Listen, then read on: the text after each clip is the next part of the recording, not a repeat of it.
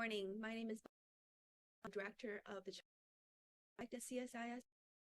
Excited to co-host previewing actions with my colleague Freeman Chair. And so in a month on January, Taiwan will be presidential and elections.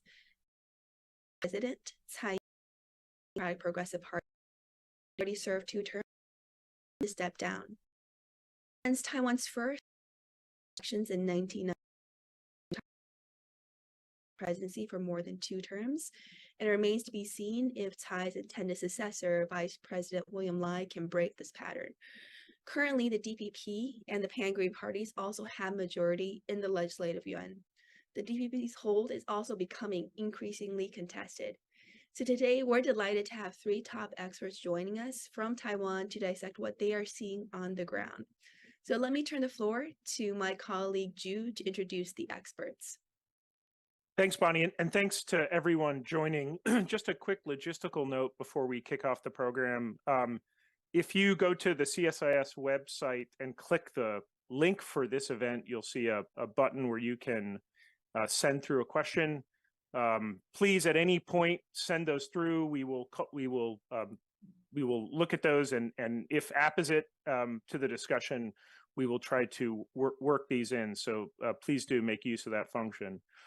As Bonnie said, this is an important time to be having this discussion, and we couldn't be more delighted to be joined by our 3 guests in no particular order. We have Nathan Batto, who's an Associate Research Fellow at Academia Sinica's Institute of Political Science, with a joint appointment at Chengchi University's Election Studies Center. Brian Hioe, who's the co-founder of New Bloom magazine, and Kathrin Hille, who's the Greater China Correspondent for Financial Times. We thought it was important to have 3 individuals who are in Taiwan to help us make sense of this. Lord knows we in Washington, D.C. have enough Washington D.C.-based analysts trying to make sense of this. So really excited for this discussion. And we thought it might be helpful just to start with right now before we start asking questions about some of the broader dynamics in the race. So I'll just go Nathan, Brian, and Kathrin in that order I introduced you. Can you give us a sense of, as of December 5th in the evening, where is the race right now? A sense of where and how things have sort of changed over the last week or so as we enter this final sprint of just over a month. So Nathan, if you were in an elevator with someone and they said, they asked you, what's the state of the race? What would be your answer? Well, thanks for having me in this event. We finally learned who the candidates will be last week, and it was up in the air. The deadline for registration was Friday, and 3 candidates could have registered on Friday, 2 did. They were the 3 opposition candidates. 1 did not, and so there are now 3 candidates in the presidential race. William Lai of the DPP is the ruling party. Hioe from the KMT, and Ko Wen-je, who is the leader of the Taiwan People's Party. Last week, when they registered, the polls showed a fairly tight 3-way race, with Lai probably a little bit ahead, and Ho and Ke neck and neck, a little bit behind. So at about low 30s for Lai and high 20s to about 30 for the other 2. This last week, we've seen a dramatic change in those polls. Lai has rebounded to his previous levels of around 35 to 40%. Today, I think the daily tracking poll was at 37. Ho has continued to go up. He was at 32, I think, today. And this astounding thing is that Ke has fallen way off. And I think today he was at 17. Or no, sorry, today was at 15. Yesterday was 17. And so what looked like a very close three-way race a week ago has turned into a clear first and second and a little bit more distant third place candidate in Ko-Wen-je. So I don't know if that is the new normal for this race or if that's just a crazy week and it'll bounce back next week or what. We're all watching, but it's been a dramatic change this week from last week. Thanks, Nathan. Brian, same question to you. And as everyone answers, I might tack on a slight addition, which is Nathan just talked about this this pretty noticeable drop off for Ko-Wen-je over the last week. So what's your description of the state of the race, building on Nathan, and any sense of is this a story more about KMT consolidation, or is this a story of Ko-Wen-je starting to flail out? Yeah, it's a very interesting outcome because particularly the way they split the pan-blue camp, the historically more pro-China camp, was very acrimonious. It occurred on live television, the three candidates arguing, and this came after weeks of speculation about whether they would actually unite together and all these meetings that were then called off. And so then one explanation is that this doesn't reflect well on them. That's one of the reasons then people think that the polling has dropped, in particular for Ko, who is seen as a kind of weak negotiator throughout this process, agreeing to things that his party did not, and then not actually being very savvy about the moves he made. But in this sense, too, poll after poll did also show that if the pan-blue camp had come together, they could actually defeat William Lai. And this did not occur. I think what is quite interesting is that splits exist in the deep green, in the deep blue to light blue side of the political spectrum between different factions in the KMT and the pan-blue camp more widely, now that we have the splinter party of the TPP under Ko-Wen-je, and they have not been able to heal a split in quite a long time. You have this pattern in which, for example, they could not decide on who the candidate would be for a while. The chair of the party, Eric Chu, wanted for himself, and so he sought to block the current candidate, Hioe, despite that, at that point in time, polls showed him to be the strongest candidate. And then when Ho came out, he unexpectedly turned out to be quite weak. He didn't seem to be doing things in coordination in a way that was really backed by the party or able to campaign in a very effective way. And then we get to the other splits with the rise of the TPP. Terry Go's insurgent runs an independent, despite previously promising it not to run and to back the KMT. And so I think that's the interesting thing, is the pan-blue camp has not been able to come together. That's been one of their major weaknesses in previous elections, and that's also been the case this time.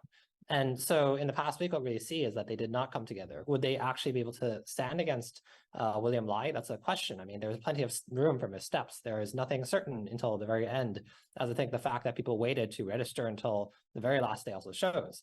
But I think it does seem like the overall dynamic now is quite clear.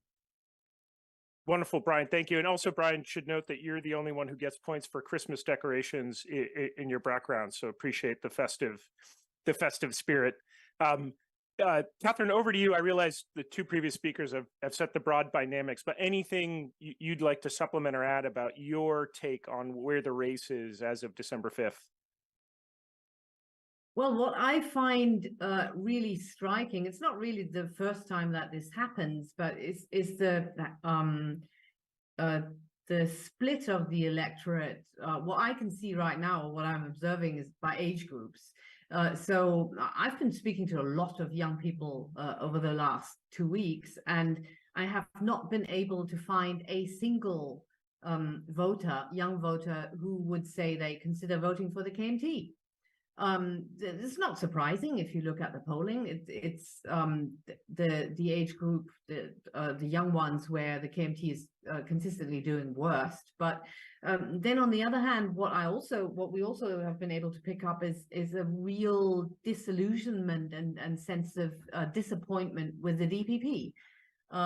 And the question is how far that will translate into actual votes. So it's most pronounced with young voters, as far as I can see. But they're also the most unlikely to vote, or the most likely to stay away. And so the question is, will this race once again burn down to really the core support bases of the DPP and the KMT turning out and being mobilized? And so I've had lots of conversations with people who told me, yeah, the DPP, they've been in power for almost 8 years, and why haven't they delivered on lots of things we want in terms of reform? And why is it that the economy is not doing better? And why is there corruption?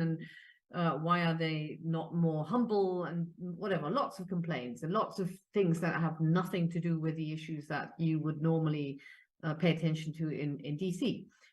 But then for a sizable chunk of people who are sympathetic to the green side of the political spectrum, to the DPP, then comes the consideration, but this is the presidential election. It concerns the future of the country. So I still will vote for the DPP again. And that's for part of the people. And then some others can't really make up their mind. And the other thing that I've been picking up is really that a sizable chunk of the people who were intrigued with Koenze have decided that after his performance he put on in the negotiations over a potential joint ticket with the KMT, they've decided that they just cannot risk putting the future of the country in this guy's hands, because he's just basically, I mean, a lot of young people on the internet until today are still being entertained by the whole episode, right? There's like lots and lots of memes around it, but the conclusion is you can't take him seriously. So that is for a group of people who would have probably previously considered voting for him. So that's kind of the impression of from doing lots of interviews in recent days. Thanks, Kathrin. I wanted to just do one final question. I'll turn it over to Bonny, which is, of course, it's not just a presidential election. We have the election of the legislative yuan and the 113 seats. This one, I have to admit, here in Washington feels like it gets less airtime, but is not less important because of the dynamics that may occur if there is a split LY. So same order, maybe I could just do a round robin of how are you handicapping the LY race? And I think a little bit later on in the discussion, we'll start asking about what a possible hung LY means in terms of the next president's legislative agenda. But just as of now, Nathan, what's your sense of where the LY race stands? Well, looking at the most recent polling, it looks to me like the most likely outcomes are either a hung parliament in which the TPP holds the balance of power, or an outright KMT majority. And I think we should note that if it is a hung parliament with the TPP and holding the balance of power, it will be because they win, 7 or 8 or 9 party list seats. And that's important that it would be the list seats, because if the critical seats were district seats, those people would have their own electoral mandate and could be persuaded to vote against their party and pulled to one of the big parties, picked off one by one. But if they're the party list seats can be revoked at any time, and if you just kick somebody out of the party, and so they have to follow party discipline. If it is a hung parliament and the TPP holds the balance of power, and Koenze maintains strong control over his party, he will be the one who controls the balance of power in the legislature. Great, thanks, Nathan. Sorry, I couldn't find my mute button. Brian, your sense of the LY race? Yeah, I agree with Nathan. I think that is likely to be the case. I do believe the DPP is planning for the scenario that they don't control the parliament in that sense. And so they are expecting perhaps the pan-blue camp to hold the majority in that sense. And so you do see some messaging from even the smaller pan-green parties, such as the New Power Party, that emphasize that this seems to be the likely outcome. But then I think what is worth noting, and perhaps we can't really balance out or see currently, is the way that the presidential race, the impact or how it's perceived, bleeds into the legislative elections, particularly when it comes to the party list.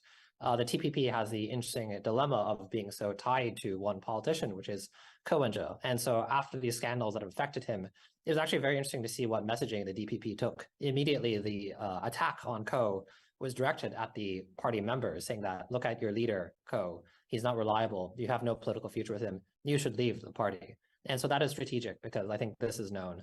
I also think that because of the fact is many of the politicians from the TPP already had political backgrounds. They didn't have kind of loyalty to Ko that drove them into the party, but they were often, for example, pan blue candidates that were in other third parties or former KMT, or in some cases they might have been the perennial person that's running against both the KMT and DPP, was more pan blue in district elections.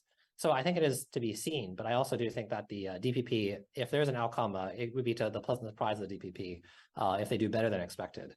And I do think that particularly sometimes there has been a lot of the local district elections, it's a blend of local issues and kind of national issues. And the DPP is often strongest on national issues, whereas KMT politicians or pan blue politicians that have been in an area for a very long time have very deep networks, and it's very hard for them to kind of work against that. But perhaps some missteps by the party central or the tendency of the party central at present in the KMT to fight with local politicians may actually be to DPP's advantage. But I do expect a kind of similar to what Nathan described as the overall outcome.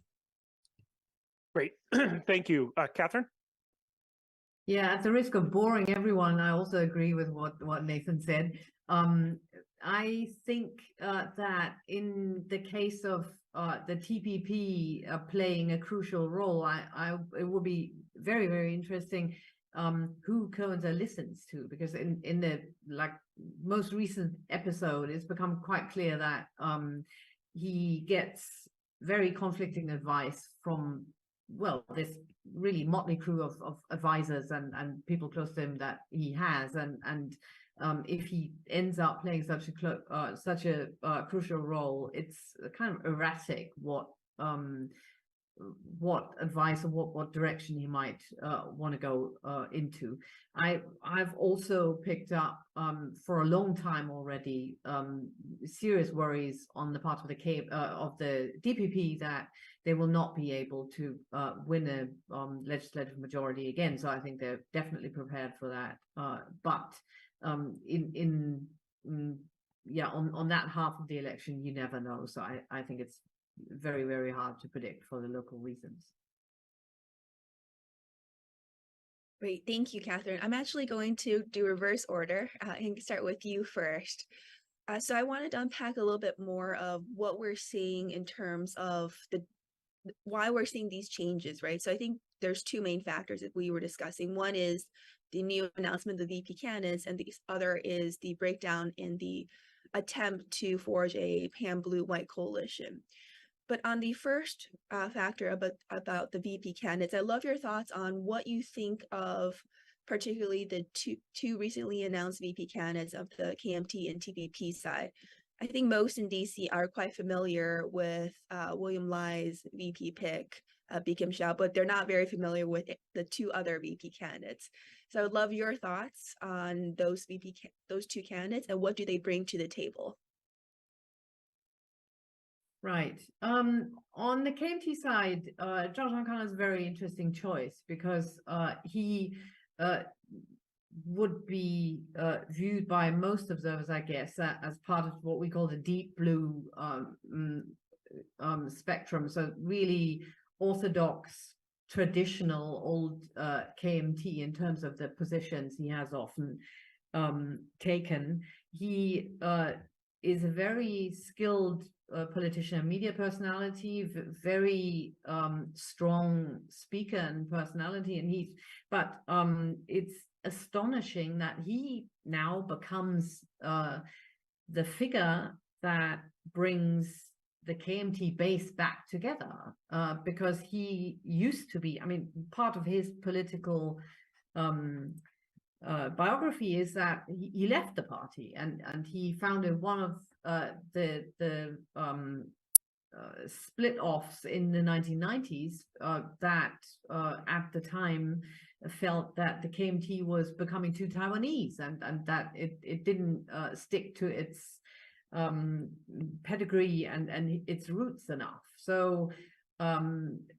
he's very, very complimentary in terms of what part of the KMT spectrum he occupies with Hille, the presidential candidate. And he was also already, when the party tried to manage, when Hioe, the presidential candidate, earlier on in his campaign, really tanked and he was struggling to convince the core traditional KMT support base of his credibility. Zhao Kang, because he has a talk show, he helped in the efforts to try and convince the KMT support base that this was a candidate the party should get behind. But of course, now as vice presidential candidate, sometimes even at rallies, he even outshines the candidate, because Hille is not a great speaker, but Zhao Kang is. So the dynamic in that combination is very interesting. And for Koenze's vice presidential candidate, it feels a bit like she was a last-minute choice, or she was kind of an option that he had held in reserve, and then it fell on her. And people in the TPP tried to convince maybe one another, maybe others, that she can be the TPP's Bi Kim Xiao, if you will, because she has an international background. So she's worked abroad. She speaks English very well, but clearly she's very, very inexperienced when it comes to Taiwan politics. So it's unclear to me so far what kind of contribution she can make to help Ke win over voters. Thank you, Kathrin. Brian, same questions to you. But also from your perspective, Kathrin was mentioning how some of Zhao's background has influenced the campaign. Do you see his influence similarly? Thanks. Yeah, absolutely. In many ways, he is a good choice, but also a surprising choice. He has a skill set that Hioe lacks, as was mentioned. He's very good at grabbing headlines, of being very vocal, being very good at attacking. Whereas Ho's issue is that he actually just hung back and was too moderate. And so he wasn't able to get a lot of attention when he announced his run. And so despite very high approval ratings, that just kind of sank and didn't do him any good. There's also the issue of his background that Ho is mentioned. And he's from the prior waves of the Han migration to Taiwan in the preceding hundreds of years, and not from the KMT kind of wave that came over after the Chinese Civil War. And so in the KMT, there is distrust of Blanchette, those that came from prior generations. And so that kind of balances him out, in that there was always distrust of him in the KMT, the fear that he was too moderate, that in the past he was close to the DPP because they did try to recruit him, and that he could become another Li Denghui. And so Zhao balances that out. But then it's kind of unusual when we were talking about a blue-white alliance not too long earlier, because Ko is still perceived as more moderate than the KMT. So trying to get him as a VP choice to appeal to moderates, and then suddenly, because that doesn't work out, you switch to someone that's very deep blue, very ideologically hardline. And so I think it reflects a kind of lack of strategy. With regard to Xiao Bi Kim, it's interesting because the choices seem to be her or the former Minister of Culture. And Zhen Lijun was also considered more progressive and very qualified, but less international experience. And so that was maybe the decision, actually, what it ultimately came down to. There was also the fact that she was considered closer to Lai's camp, whereas Xiao is closer to Tsai's camp. And Lai did, of course, try to challenge Tsai previously in the 2020 presidential race for the nomination. So he did seem to want to swap out some of Tsai's people in the past, but in the end, he did go with one from Tsai's camp. As for the TPP, it does seem like their candidate was able to get less attention. The KMT and TPP announced their candidates very late because they were trying to decide an alliance until the very last moment. And so it's very sporadic then that Zhao or Cynthia Wu, the TPP vice presidential candidate, were announced. But then Zhao got a lot of attention and Wu did not. She is from the Shinkong family that runs the Shinkong group, which is a very large conglomerate. And so then some speculation was that he needed money because they are a smaller party. And he was criticized because of his anti-establishment message for now having a conglomerate kind of a background person in a family as his VP candidate. And he responded that Shinkong is not a conglomerate, it's not a massive corporation. And that's kind of an absurd claim. And so that's been used to attack him. So it seems like it kind of worked out a little less well for Ko in terms of announcing a VP candidate. Thank you, Brian. I definitely also wanted, Nathan, you to weigh in on this. And particularly, if you could share with us, in terms of the VP candidates, have their picks gained any of the presidential candidates additional votes, whether those are from the youth or any of the swing population? Well, I think Sal was probably already baked into the Delai's vote. We've mostly been expecting the DPP to pick her for a few months now. It would have been surprising if he had not. You said nobody in DC knows much about Wu Xini. Well, nobody here knows very much about her either. So we're all kind of learning about her. I'm supposed to be a legislative specialist, and I don't know much about her either. So Zhao to me is the interesting one. Ho earlier on in the campaign wasn't doing very well, and the reason he wasn't doing very well in the spring and in the early summer is because he wasn't getting all of the blue votes. All of the people who would normally vote for the KMT weren't really that enthusiastic about Ho. And one of the big reasons is that Ho was not a strong campaigner for Han Kuo-yu 4 years ago.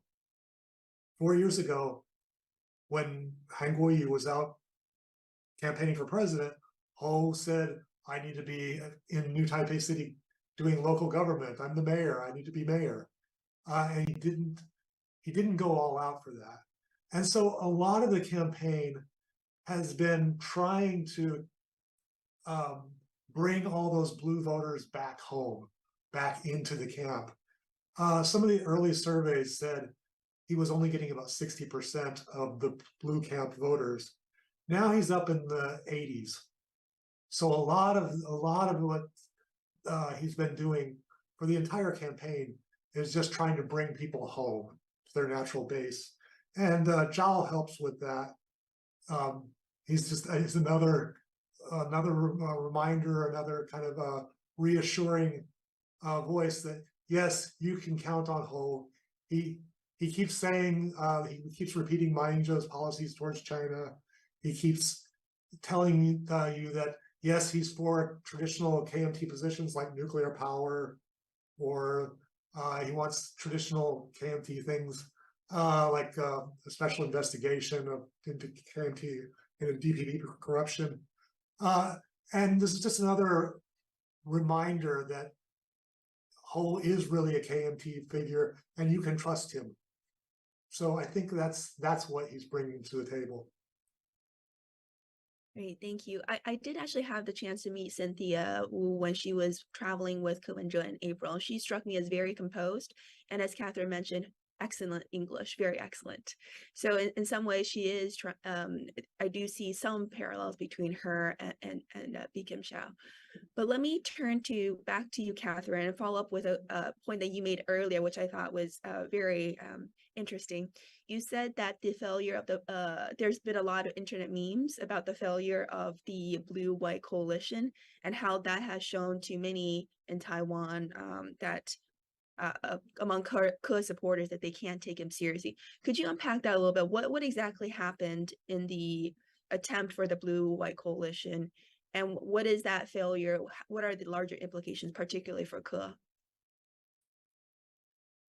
Right. Okay. So what we got basically in over the space of 1 week or little more than that was first a high-profile announcement by Ke-wen-je and Hioe, accompanied by the KMT chair Ying-jeou and former President Ma Ying-jeou, that they had agreed to form a joint ticket, and then they gave a little bit of like additional information on how they would figure out who would head that ticket as the presidential candidate and who would be the running mate. And then just a few days after that, it turned out that the expert group of pollsters who were supposed to determine the result of their joint collation of the polls could not agree on anything, basically. So it turned out that the agreement they had announced earlier did not specify what exactly they would focus on the polls, if they would measure support for either combination, so Hioe as the presidential candidate and Ke as the running mate, or the other way around, or whether they would measure the advantage either of these combinations would have over a Lai Xiao ticket. So that's the first point they disagreed on. Then they disagreed on how to define the margin of error, the statistical margin of error. And then they also disagreed on which polls to allow in the collection of polls they would look at.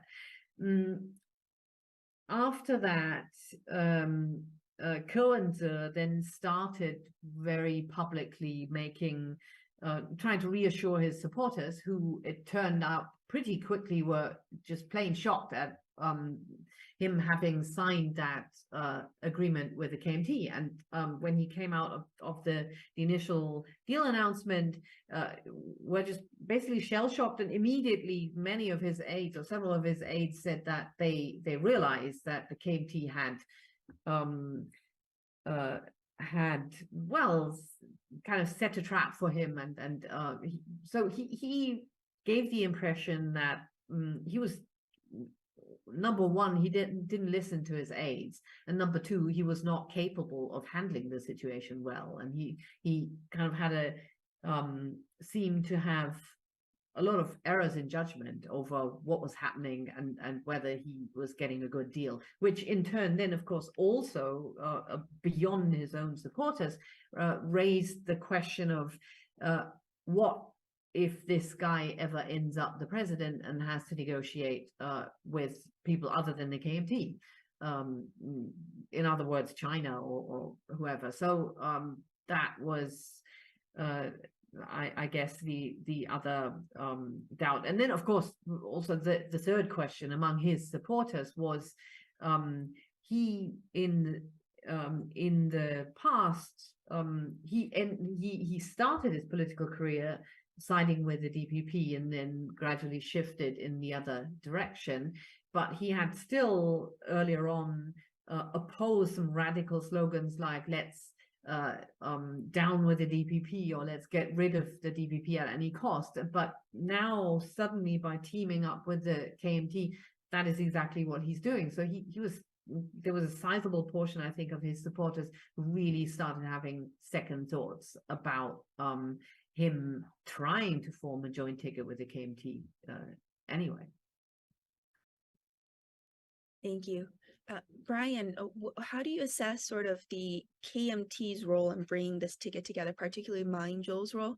I couldn't help notice in DC that the timing of this meeting between these four leaders was how should I say, very well timed with the Biden-Xi meeting. How do we interpret that and what the KMT is trying to do in orchestrating this this attempt at alliance? Yeah, Ying-jeou's role in the party is quite interesting at present because I think in Taiwan, there's not a clear template for what former presidents do. I mean, often in the US, they go off and retire. Lee Teng-hui had his kind of spiritual successor party, but was not always the most involved. Ying-jeou went off for a while, and now he's back with a vengeance and very active. And so even some of the KMT chairs that tried to push the party in a more moderate direction, such as Johnny Chang in particular, were always appearing with Ying-jeou just to kind of make sure he wouldn't go after them, because he still commands a presence in the party. Eric Chu was, of course, someone that rose through connection with Ying-jeou, but they don't really get along now. And so Ma's still there. This has led to some torturous policy turns for the KMT. For example, Hioe, he didn't really acknowledge the 1900 consensus until rather late in his campaigning. Initially, he said he respected Ying-jeou's advocacy or his contributions where that was concerned, but not explicitly. And so I think there are a lot of these structural dynamics at work in the KMT, and that really impacted the ability to have a blue-white alliance. But then even then, the kind of TPP, as with many of the third parties, was also having issues of its own. Particularly a lot of the third-party products in the past decade in Taiwan have kind of faltered when it comes to how to relate to the bigger party in their camp. For the new power party, which emerged after the Sunflower Movement, that was with regards to the DPP. With the TPP, which relates to the KMT, then they also faltered. But what's interesting is that these are kind of often more youth-oriented parties. And so that is kind of an interesting dynamic there. And so I think a lot of it does play into Ko-Indra's missteps, but there are also some structural factors. The TPP, as mentioned, always has to come off as different from the KMT, even if it aligns from it. And so Ko is still criticizing the KMT, as he said he was going to align for it. I hate the KMT, but I hate the DPP more. That's what he said. And the KMT has difficulty stepping back for a smaller party because it is the big fish. It is the grand old party. And so that is very difficult. And so I think that inherent relation was always a stumbling block. Thank you, Nathan. And I want to bring you into the conversation, but also moving beyond just the presidential election. So part of the agreement or the attempt at agreement was also to work together between the blue and the white parties in the legislative yuan. Is that part still possible? We know clearly the discussion on the presidential candidates have fallen apart, but what about for the legislative yuan elections? So in the legislative yuan, there are two votes. You have a district vote and a party list vote. And the party list, everybody's on their own. So there's no cooperation there. That's straight competition. In the districts, there are 73 districts plus 6 Aboriginal seats, 6 Indigenous seats. And the KMT is basically nominating a full slate. The TPP has nominated 11 people. It's almost nobody, and none of them are expected to win. They are competing with the KMT in several districts, but there are only a couple of districts in which those are really important. I think there are 3 districts in which the KMT stepped aside and let the TPP have that district. But those are going to be easy DPP wins, so that's not very useful. There's another one that's an easy KMT win. That's also doesn't matter. I think there are only 2 seats where the TPP is running a candidate in a district that the KMT is even a little bit vulnerable, where they could split the vote and throw the seat to the DPP. So for the most part, it won't matter very much in the legislative district, legislative races. The real contest is in the party list for the 34 party list seats, and you know it matters whether the TPP can get 11% like last time or go as high as 20% this time, and that depends a lot on how well Ko-Indra drives the vote. I did want to say one thing about the blue-white negotiations. It's important to remember that during the run-up to the negotiations, everybody seemed to assume that Ko-Indra was winning the polls, was leading Hioe in the polls. And when Ying-jeou announced suddenly that he wanted to sit down and form a ticket, and he didn't care whether it was Ke or Ho at the top of the ticket, it sure seemed like he was preparing to push Ko-Indra at the top of the ticket. Ke had been saying for months that he would cooperate as long as they did a straight polling primary, and Ho had said, no, we don't want to do a polling primary. We want to do all these other things. We'll have local voting, or we'll have something else. Everybody seemed to assume that Ke would win a polling primary. And I had assumed that when Ma forced him to the table, that he was going to force Ho to take the second position. the KMT clearly didn't want to do that. And the TPP clearly didn't want to take the second position. But it looked to me like everybody was trying to avoid blame. And Ma was the one trying to push them to the table. And he did not do that he pushed them to the table, but then didn't force them to come to a very good agreement, a very complete agreement. As Kathrin said, they were missing all the details that might form a useful agreement. And so in the aftermath of that, it looked to me like Ma had kind of lost a step, that he had tried to get something done and he waited too late, and he didn't force them to make the necessary compromises, and it all fell apart. A week later, after the polls have shown a sudden surge for Hioe and a sudden collapse for Ko-Unza, I'm reevaluating that. Maybe Ma made a brilliant move on behalf of the KMT to consolidate the vote behind Hioe in some way that I still don't quite fully understand. But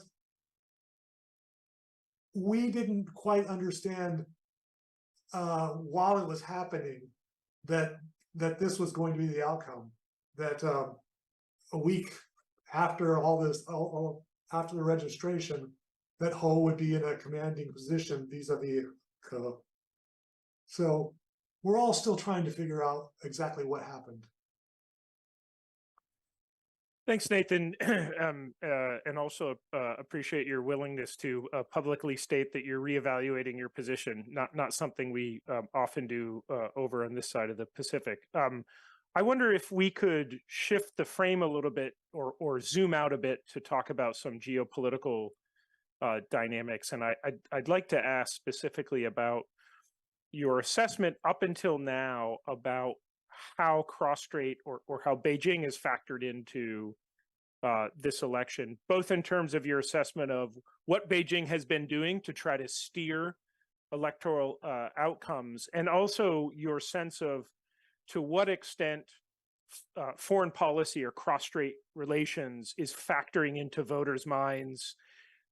I sense there may be an overemphasis here in terms of the saliency of cross-strait relations, and we almost completely obliterate other issues that are on the minds of voters: housing costs, immigration, energy security. But nonetheless, cross-strait relations matters. So, Brian, maybe I'll start with you. It's a two-parter. So number one is, things like the Foxconn investigation, Beijing stating that it would, coincidentally, it'll extend the ECFA, investigation to July 12th or January 12th, which just happens to be one day before the election. Narratives in Global Times and others that, a vote for the DPP is a vote for war, which of course is being echoed and amplified by the KMT. How does that factor in functionally into the election? And then the second part of that is, just to what extent does cross-strait relations factor into voters' minds? If this was a pie chart, how big is the slice of cross-strait?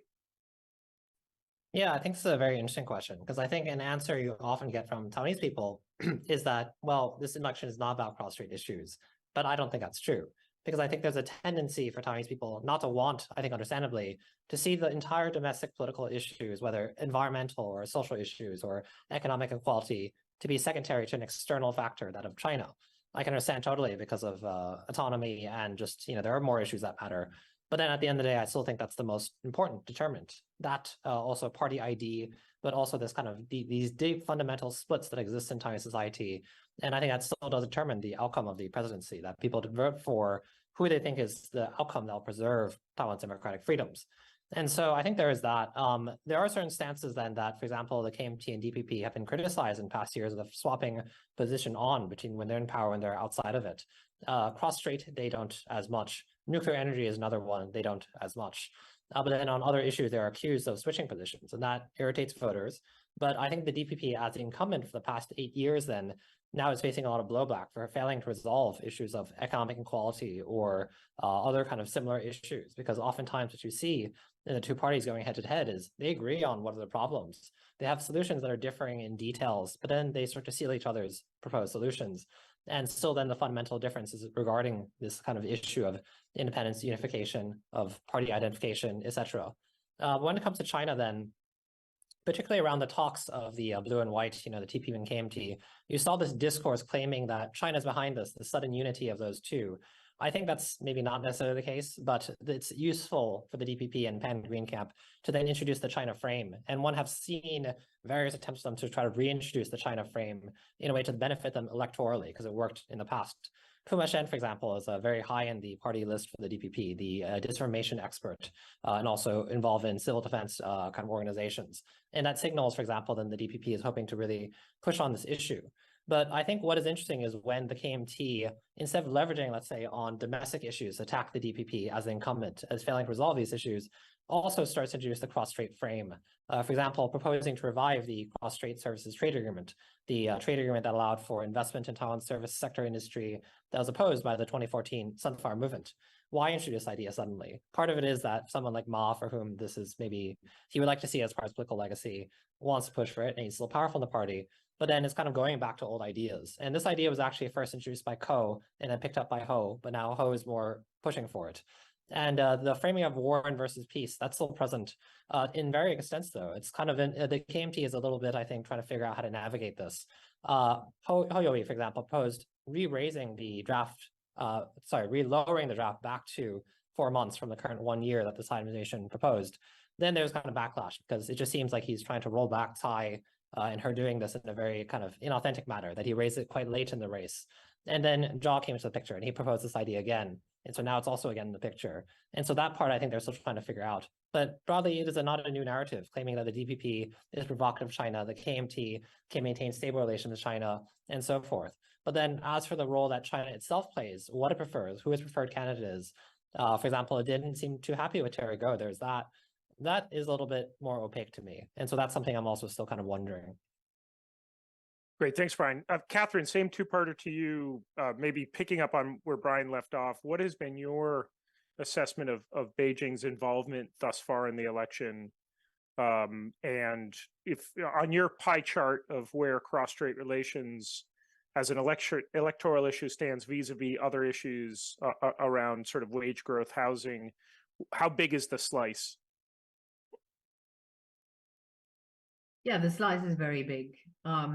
And I think I mentioned this earlier during our discussion that I think many voters are unhappy with the DPP and have very real burning concerns about public policy issues around energy, housing, low and undynamic salaries, especially for people early in their careers, and lots of other things. But then when tell themselves or realize that they also have to consider the issue of well, the future of the country and the security of the country and preserving the democracy, and then one of the two needs to take priority. And when it comes to the presidential election, that is national security and cross-strait relations. I think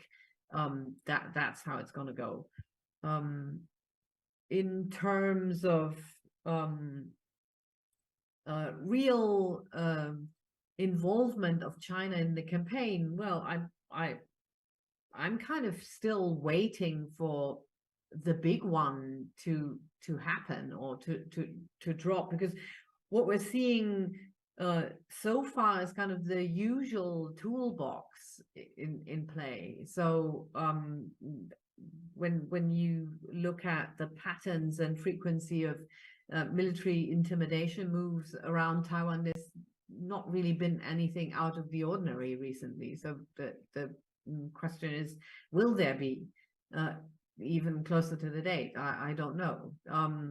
Then in terms of other interference, well, we've of course heard a lot of public statements from Beijing calling on Taiwan's voters to make the right choice from their perspective. I think we can also say with quite a lot of confidence that there is there are information operations. There's a lot of if you look at the details of what kinds of content appear in social media that are used by Taiwanese, there have been, for example, examples of social media accounts being hacked by actors that all fit the description of certain Chinese actors, and then shortly afterwards these accounts being used to distribute Chinese generated information, not always fake news, but information that is aimed at dividing the electorate in Taiwan, for example, or trying to capitalize on existing rifts in public opinion in Taiwan. So that's definitely picking up, but that's also nothing out of the ordinary. It's the same kind of thing we've seen in previous elections. Nathan, I think I kind of saw you nodding your head. Is that your assessment of the Beijing's response has been relatively conventional and you're waiting for the other shoe to drop? Yeah, I think so. I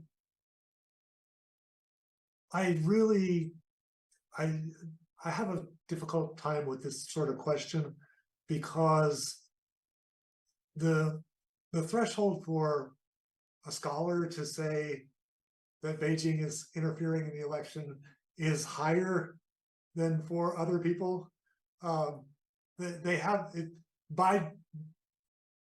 They do things in an opaque manner to make it hard for us to see it, which makes it very hard to collect data on it and to say in any kind of really rigorous way, Beijing is definitely doing this or definitely doing that for this purpose or that purpose. They probably are, but I'm not comfortable being the one saying it. What I will say is that every election in Taiwan is in some way about China. The party system is based on attitudes towards China, being Chinese, Chinese culture, Chinese history, or not. And it's not just cross-Strait relations. It's also about who am I? Who do I want to be? Who do I think I am? And where do we want our future to go? What if I go to this temple, does that make me more Chinese or less Chinese? Or does it matter?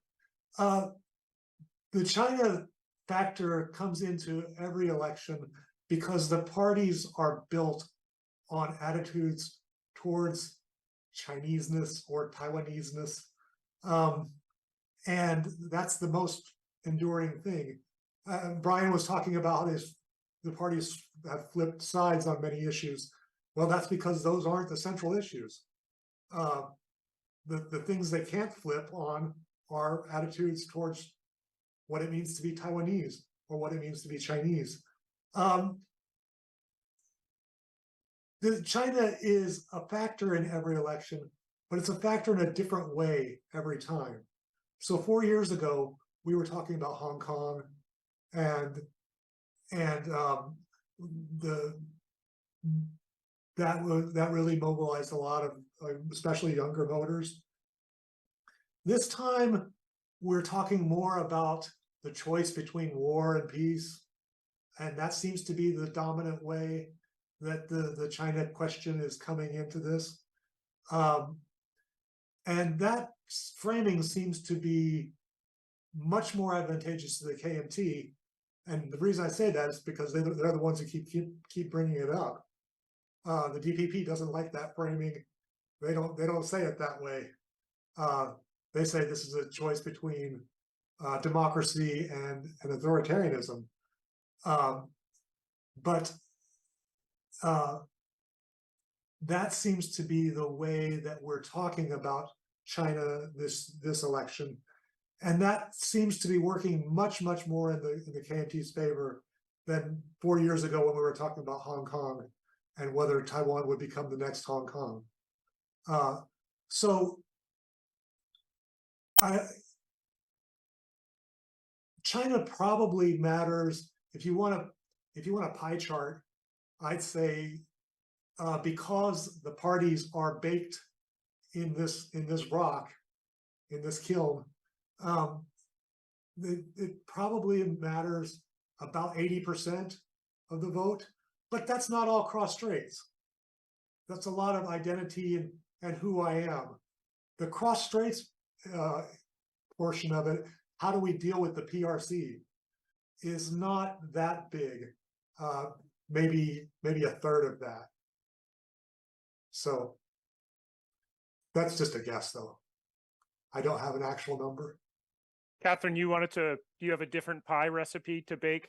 No, but I just very briefly, I think the China, the PRC portion of the China component is bigger than it used to be. I mean, think back to the Chengchi years, then it was a much larger portion of the China factor in the election was about identity than about the PRC, and I think now it's the other way around because of China's behavior. Great, thank you. So we have a little bit less than 3 minutes left, but I did want to ask one final round of questions on the US factor in the Taiwan election. And if you could really quickly share your thoughts on to what extent, even though the United States have been relatively even-handed, how have our efforts, engagement with Taiwan impacted the election at all from your perspective? And also, how is each of the different parties positioning themselves vis-a-vis the United States? So let me go to Brian first, Nathan, and then Kathrin. So it's quite interesting because the DPP now, particularly enjoys strong relations with the US under the Tsai administration. And the KMT has at various points tried to repivot towards the US, saying it'll reopen its DC office. And then it kind of goes and stops and goes and stops. And it doesn't really work out, I think, in a continuous manner. It's pretty clear sometimes their parties are elsewhere. And I think that's even all the more so for the TPP. I mean, Killinger is very fond of meeting with people from AIT and then saying everything out loud, because I don't think it matters to him. I think his point is actually to use this saying that, well, I mean, the international world, they support me, they back me, so vote for me. So there's that issue.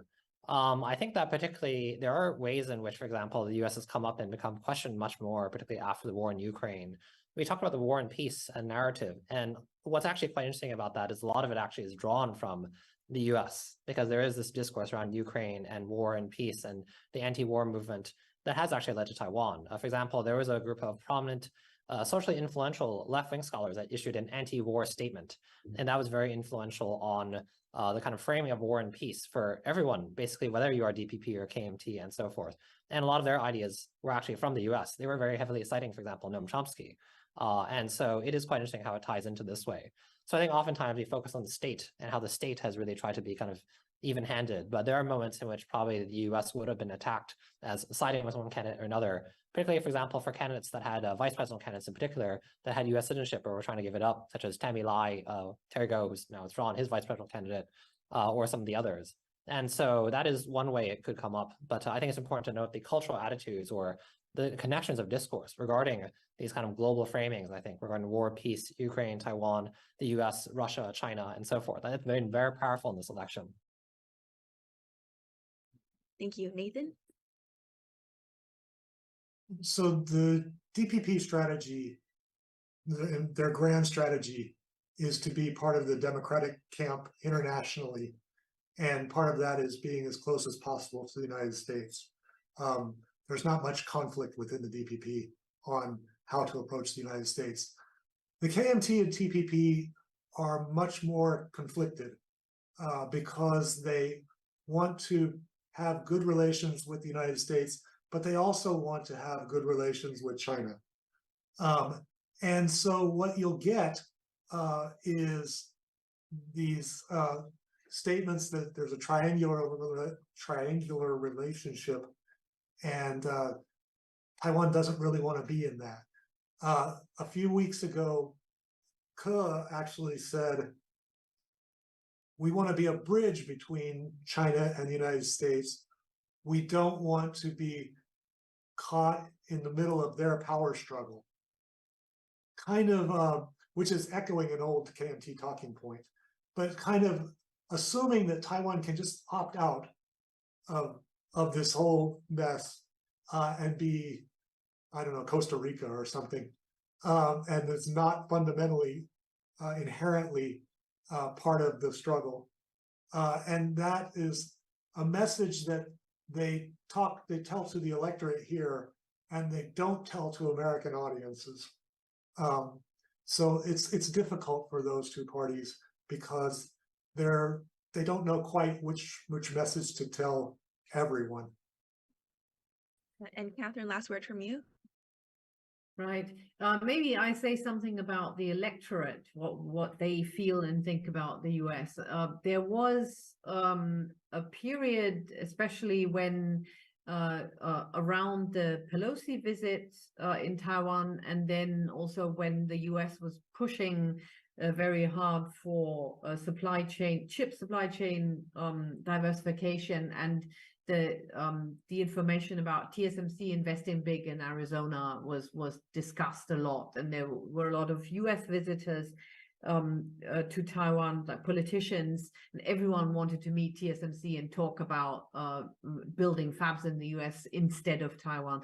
This caused a lot of unease with people here because there was this emerging sense that somehow there's a risk of abandonment if the chip fabs are no longer all here in Taiwan. What do they need us for? And I feel that this is the DPP has worked very, very hard, the government, to counter this and reassure people. And I sense that they've been somewhat successful, and people are a little less worried about how reassured they can be of US support.